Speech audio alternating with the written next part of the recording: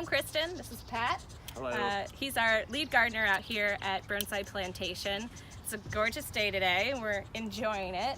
I have really bad tomatoes at home, and I can't help but notice that these tomatoes look amazing, and I think other people are telling you the same. Right. Yeah, the number one question we get from visitors is why do your tomatoes look so good? And so I have a couple tips that I'll share that'll help you improve your tomatoes. Now, I think you may have seen somewhere else, you have to start with, you need sun and you need soil, and that's for anything that you grow. So, like you can't grow, good tomatoes if you don't have plenty of sun and good soil. Sun is location, so you need to be in a sunny spot, and soil is like, good organic leaf compost. That's all you need. You don't need to add a lot of stuff to it.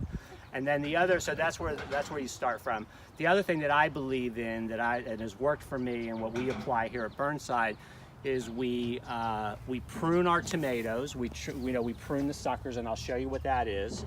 We tie them so they trellis up, and then we remove the bottom leaves in order to give them sunlight and air. So let me just show you on like this tomato plant here. What we've done is you can see that the bottom leaves we've taken up. Like, so for example, even this leaf here, I'll remove, and because what happens is that when it starts to rain, the soil splashes up, and you'll actually, possibly get like, some disease and infection, and this will keep the disease off. The other thing that it does, it allows air to come up and circulate. And then the other thing that we do then is we tie it. So you can see that this tomato is tied here, here, here, and eventually it'll get tied up here. So again, when you go into a lot of yards, the tomatoes are just sprawling all over the ground. Yeah, that's what mine is doing right now. And so they're not going to be healthy. They're going to get mold, they're going to get disease, they're not going to get sunlight. So that's really important. And then the third thing is you have to remove the suckers. Tomatoes get really bushy. So in between every leaf and stem, you're going to get growth. So you see this tiny little, this will turn into a full-size stem. So these are called suckers, so we would take these off. Oh. And see, like here's another one that's actually a little bigger. So this, we would take all these suckers off and try and keep the main plant. So this one, probably if I caught it early enough, I should have taken this off. I still can, but at this point, it's high enough, I'll tie it and it'll be fine. And this will produce tomatoes eventually.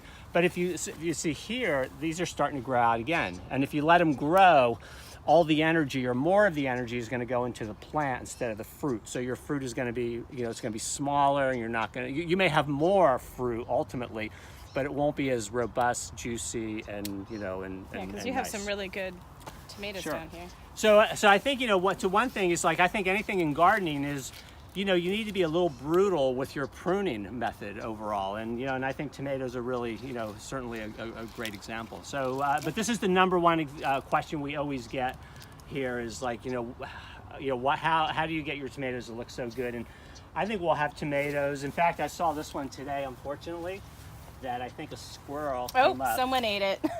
And ate half of it. Buy a tomato. The first tomato of the year went to the to the wildlife. To the wildlife, so that's okay. Our way to give back. That's right. So, awesome. All right. Well, thank you, Pat. Thank you. I appreciate it. Good to have you guys.